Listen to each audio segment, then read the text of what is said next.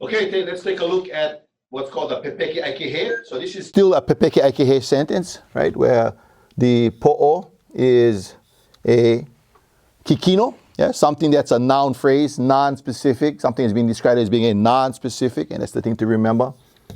Yeah, something that's non-specific. Yeah, or and something. But instead of something just being described, one noun phrase describing another noun phrase, in similar fashion, the only difference is that what is considered a piko is not just a noun phrase, but in fact is a possessor, meaning that something belongs to someone or somebody has something or somebody controls something. So if we look at an example, a regular Pepeke ʻAike may be something like hikeki oi, yeah, you are a child. And this again, a child, you are, or you are a child, Pepeke ʻAike. Now the only difference in the Pepeke ʻAike sentence is this piko is now going to be a possessor. However, when we bring in a possessor with the idea not just that you are a child, but in fact that you possess a child, that you have a child. And in that sentence, we change the piko from just, of course, oi to meaning that you have a particular possession or ka'u. It's belonging to who you are, myself, or perhaps belonging to you, kau, or in fact maybe belonging to him or her. And so if we were to look at the basic format of this non-specific possession, yeah, so if I had something like in English, I have a car, the first thing we recognize in this possession is this idea of a possession, that I possess a car, I have a car, I own a car. A car is something that I have.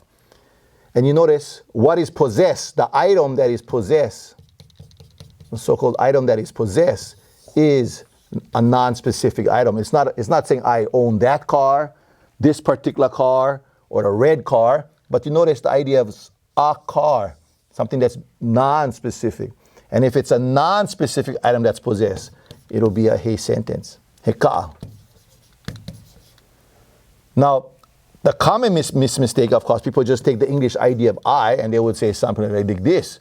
Heka'avau, which of course does not have a possessor. Heka'avau means I am a car. And instead you have to express the idea I possess a car. A car is what I possess. And that expression of a possession, of course, is what we call a ke possessive form, heka'a ko'u.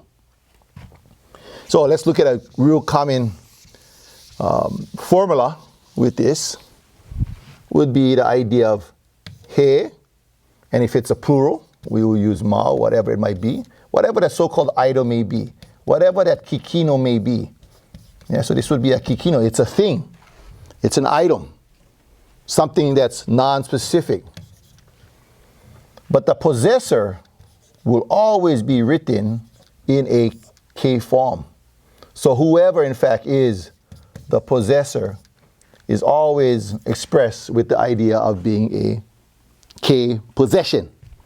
So hence I may be saying something like he mau keiki ka'u, he mau keiki ka keola, he mau ilio ka ka'ohana. So whoever in fact is the possessor has to be marked with a K possession.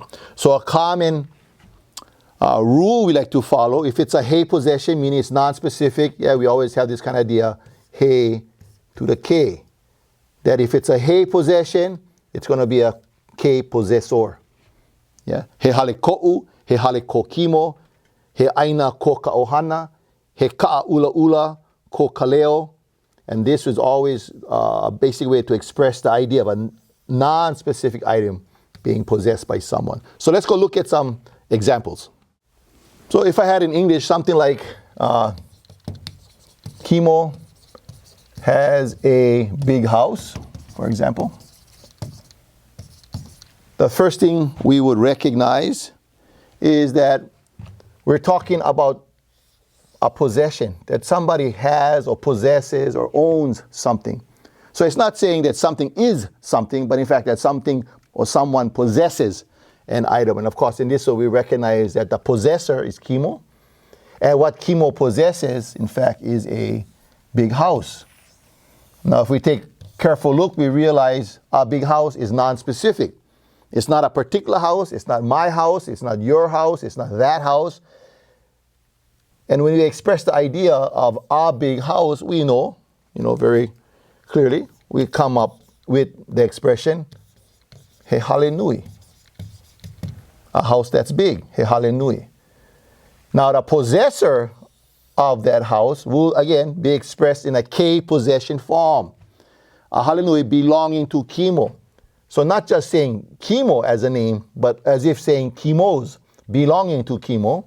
And we express it with the expression ko, meaning belonging to Kimo. Again, the basic idea of he to the ke.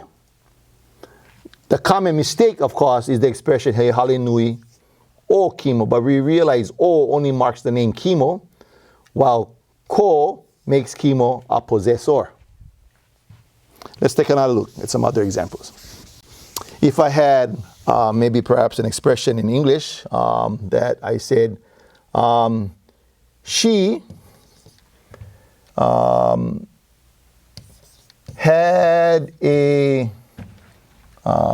had a red car. Now you notice, first of all, had is the expression of a possession, but had, interesting enough, has to do with something of the past. And what we find, whether something is in the past, in the present, or we're talking about the future of possession, it still comes out the exact same way. So whether or not something, again, is past, present, or future has nothing to do with the markings of this possession. So she had a red car, and we break it down again very simply. Yeah, we know we're talking about she as the possessor. And what does she possess but a red car? So the expression, he ka'a ula ula, or red car, is possessed by she. Incorrectly, of course, would be the expression oya. And we'd realize oya doesn't mean she possesses, but she itself. So we're not trying to say that she is a red car, but she possesses a red car. And the correct expression of her possessing something is the idea of kona. Now, again, we can have any possessor. I might say ko Kimo, that Kimo has a red car. I might say the teacher has a red car. I might say, in fact, that I have a red car. But in all of these, we notice they're all marked with the O possession, which shows that Kimo is the possessor. The teacher is a possessor. That in fact, I am a possessor. So the first thing we also remember in this K possessive form is that we have what's also recognized as the single possessive K form, which are expressed with ko'u, ko, and kona as O possessions, and also the expressions of ka'u, kao, and kana, which are all the A possession forms of items that are possessed. And these are the only ones in which you have a so-called contraction. All the others, as possessors, will have a possessor as two words. So, okay, with that, let's look at the how to negate these sentences.